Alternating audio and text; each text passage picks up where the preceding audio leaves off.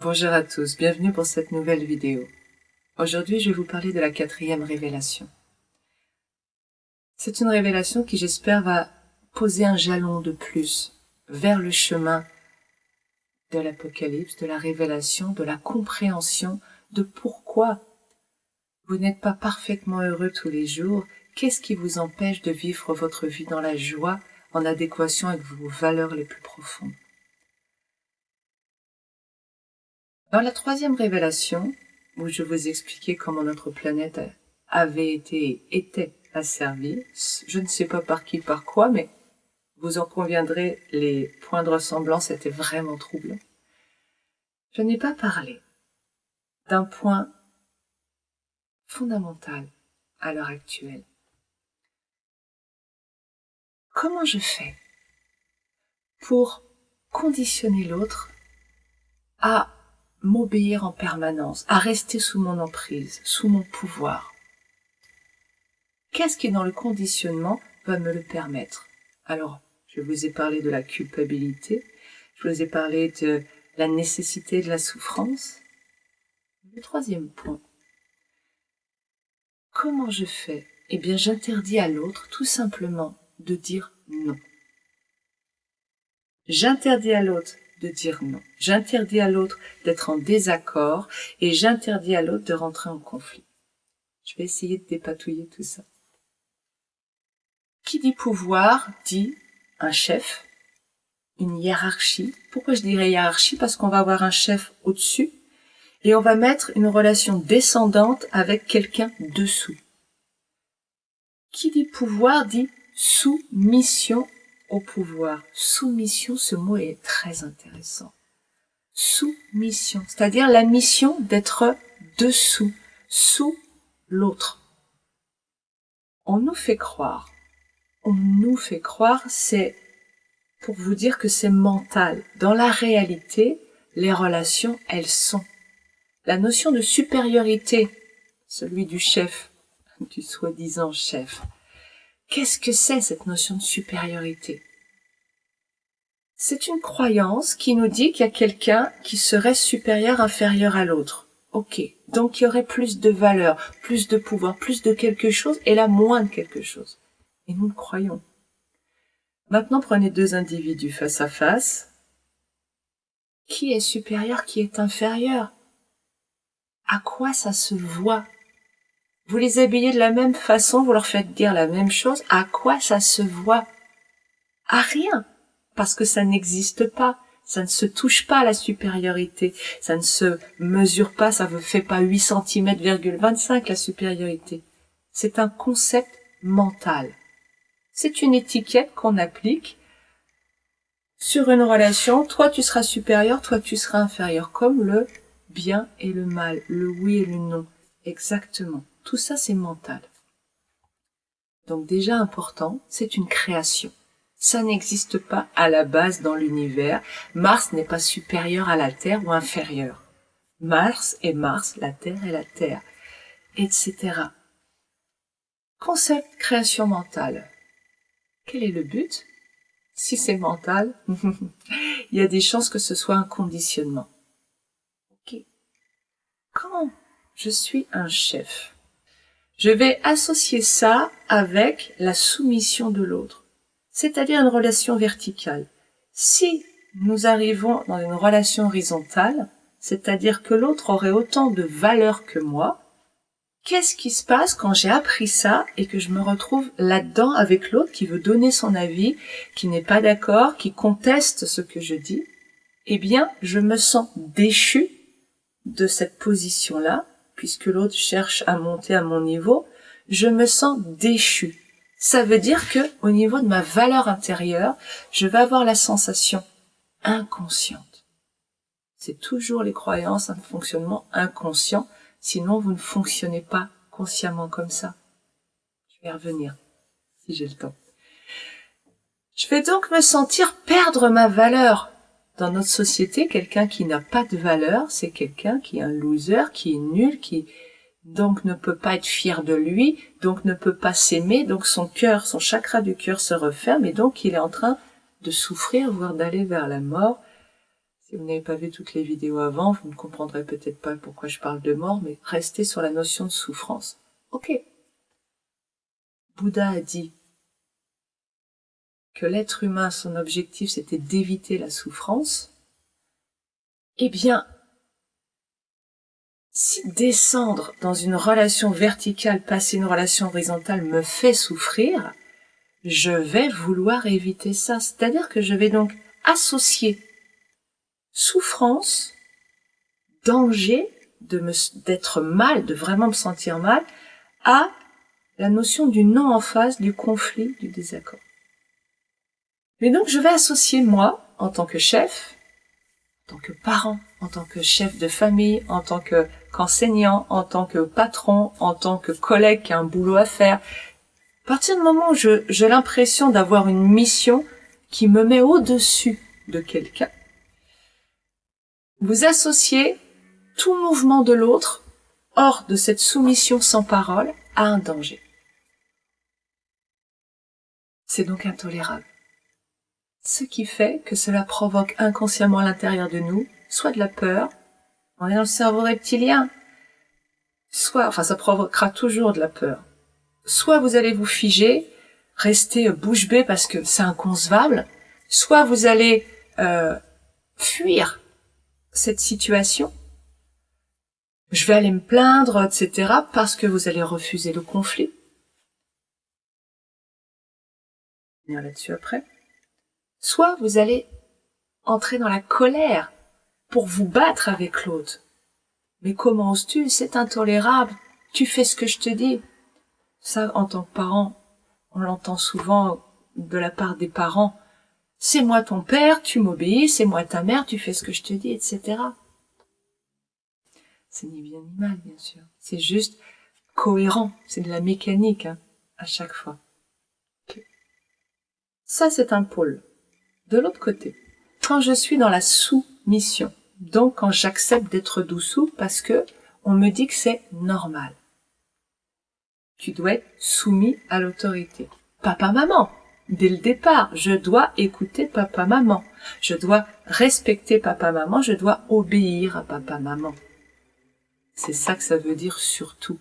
Je suis donc en mission d'être dessous, dès mon plus jeune âge.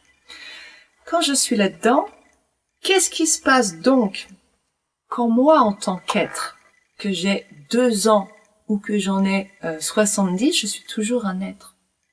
Qu'est-ce qui se passe, petit, quand je vais essayer non plus d'être dessous, mais de venir prendre ma place et dire ce qui est vrai pour moi, c'est-à-dire être en désaccord. Là, il se passe que de l'autre côté, on vient de voir ce qui se passait.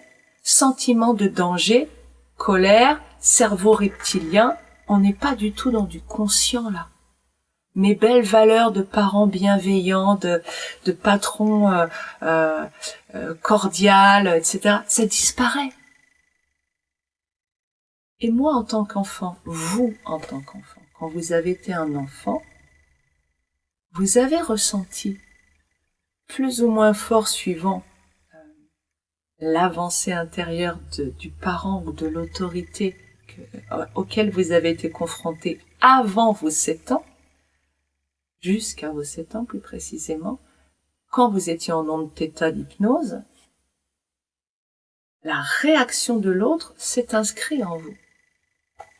La majorité du temps, les enfants, l'adulte va s'énerver que l'enfant ose vouloir contredire l'adulte, discuter, prendre sa place, d'être humain. Parce que moi, je suis le grand, toi, tu es le petit.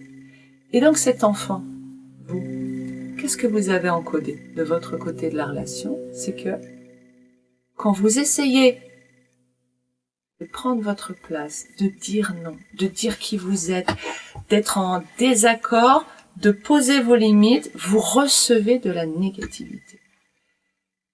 Cette négativité, vous ne savez pas vous en protéger jusqu'à vos 7 ans.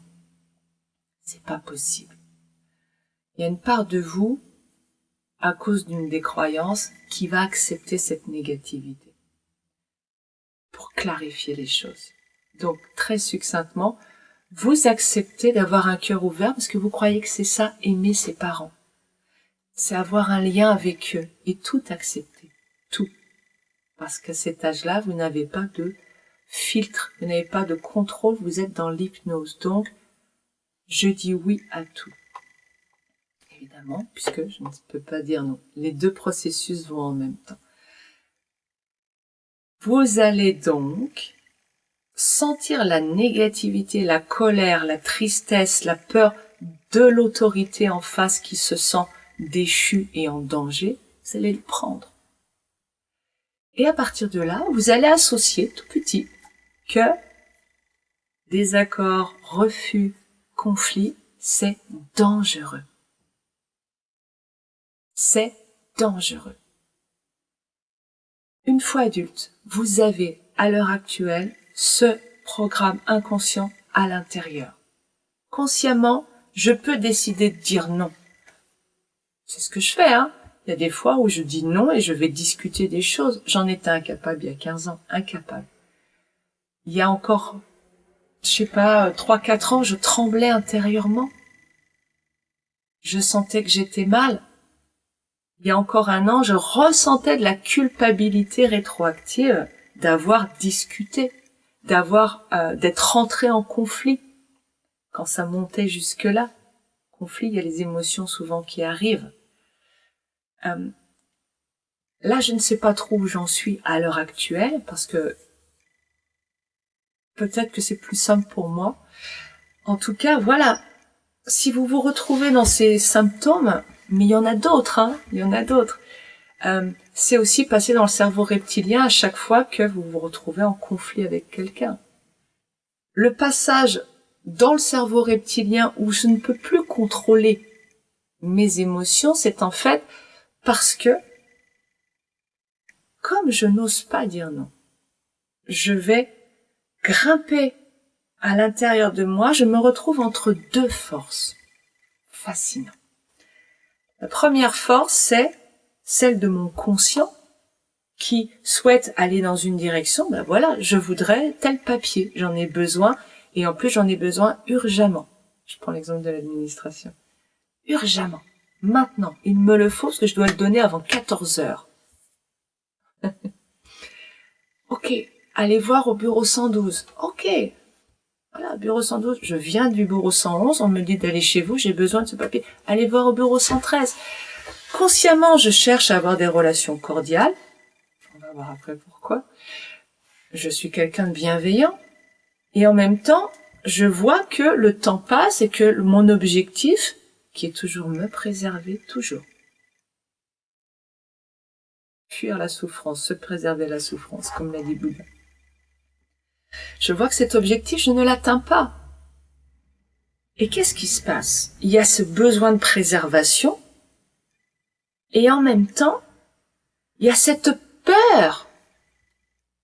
Il y a cette peur du conflit, du danger qui monte. Et vous avez donc une force ici, peur du conflit. Tais-toi, ne dis rien, ne te fais pas remarquer, ne fais rien qui puisse mettre l'autre en colère, surtout. Parce que comme quand tu es petit, tu vas t'en prendre plein et tu ne sauras pas te défendre. Ça, c'est le message intérieur qu'on n'entend pas, mais qui est là. Et en même temps, il y a, à un moment donné, voilà, moi, je veux qu'on me respecte. Il y a des choses qui sont pas OK avec moi. Et là, j'ai un besoin. Et là aussi, j'évite de la souffrance.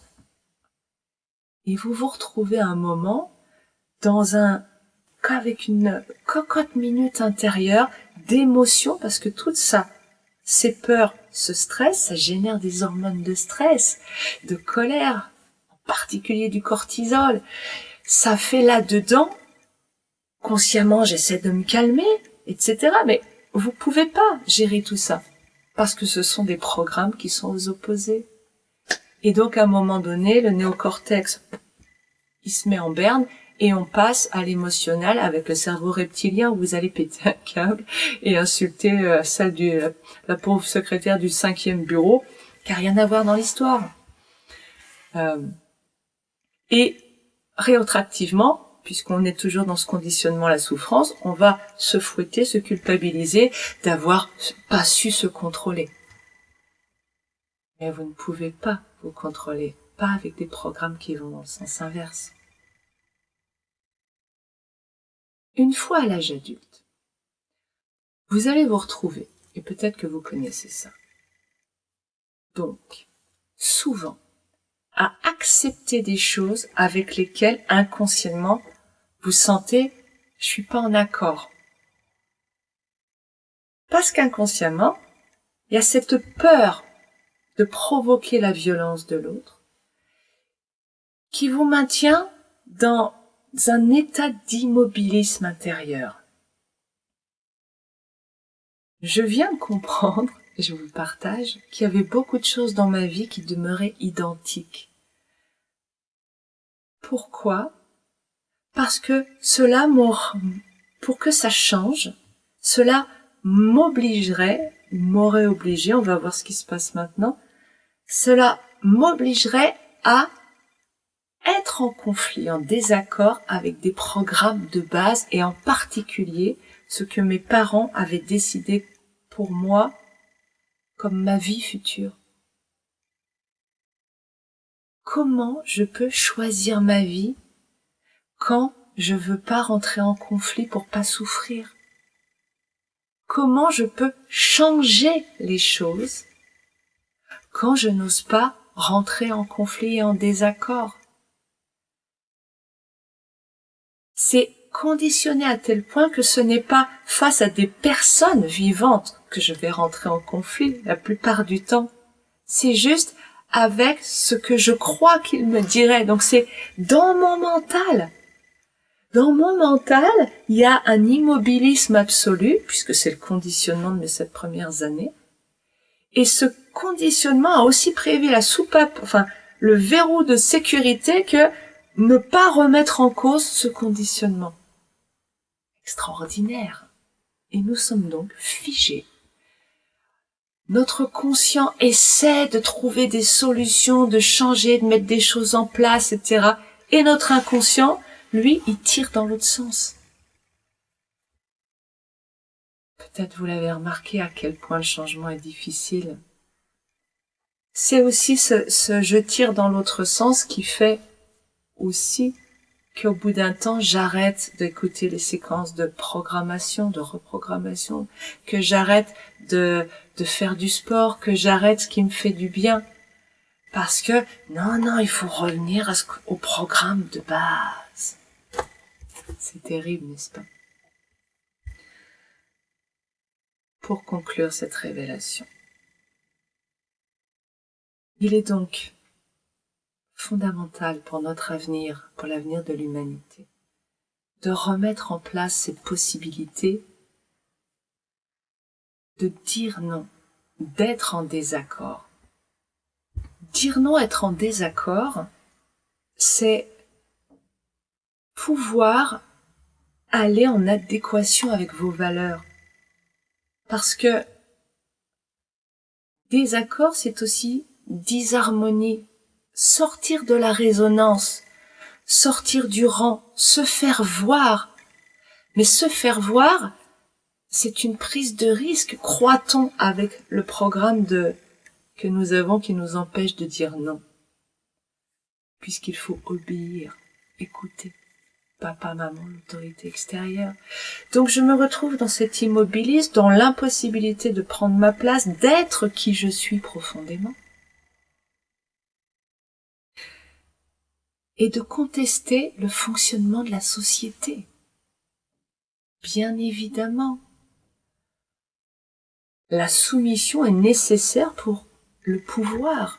À partir du moment où vous passez dans votre cortex, dans votre lobe frontal, dans l'analyse, la réflexion et que vous puissiez dire pour apporter des arguments, montrer, démontrer, vous sortez de cette mission d'être dessous et vous arrivez dans la mission qui est être qui vous êtes. Ça ne veut pas dire que vous avez raison à chaque fois, ça ne veut pas dire que j'ai raison à chaque fois. Je vous pose ma vérité et vous allez poser votre vérité au monde. Et si chacun pose sa vérité, peut-être qu'on va arriver à quelque chose qui serait différent sur cette terre plutôt que une hiérarchie verticale, un pouvoir centralisé qui décide, avec chacun qui doit être dessous et se taire. Ça veut dire que des petits, nous avons besoin d'accorder valeur équivalente à la nôtre aux enfants. Valeur, un droit à l'expression. Le rôle de parent, d'enseignant, ceux qui sont avec les enfants dans les 7 premières années, c'est bien sûr mettre des limites, parce que les limites sont sécurisantes pour l'enfant. Il a besoin de ce cadre. Qu'est-ce que j'ai le droit, qu'est-ce que j'ai pas le droit? Bon, ok. Et surtout, s'y tenir, parce que, voilà, je peux m'appuyer là-dessus. Je sais que, mais bon, je sais que mes parents, mon chef, mon enseignant sont là. Mais en même temps, ce cadre, il peut être mis comme ça. C'est quand un enfant, je prends 2 minutes là-dessus, même si vous n'avez pas d'enfant, comment ça vous a construit, voici une autre idée. Parce que c'est aussi valable après, dans toutes les relations. C'est l'idée de besoin. J'ai besoin, moi, alors j'ai pas besoin que tu m'obéisses, ça c'est ça, ça existe pas, besoin que tu m'obéisses. J'ai besoin de quoi? Eh bien, par exemple, au niveau pragmatique, j'ai besoin que quand je fasse à manger, moi j'ai besoin de manger chaud, c'est mon besoin sur moi. J'ai besoin de manger chaud et j'ai besoin de faire à manger qu'une fois parce que je préserve mon énergie. L'enfant, il a pas faim. Lui, il a besoin de s'écouter. Vous remarquez que les besoins, c'est chez soi, c'est pas sur l'autre, jamais. Ok. Eh bien, relation horizontale, bienveillance, guidance ferme. Alors, voici ma règle, je fais une fois à manger, pas 2 fois. Est-ce que tu es capable de te réchauffer ou de manger froid? Oui, je préfère, comme ça je mange quand j'ai faim. Bienveillance envers soi, bienveillance envers soi, bienveillance envers les deux.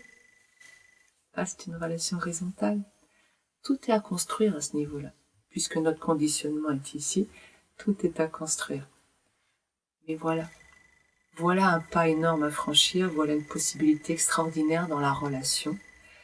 Vous trouverez plus d'informations sur ces relations horizontales dans la communication non violente. Je mettrai les références en dessous de cette vidéo. Je m'arrête là pour aujourd'hui. Prenez conscience pour la semaine prochaine et dans les jours à venir, mois, semaines, années, prenez conscience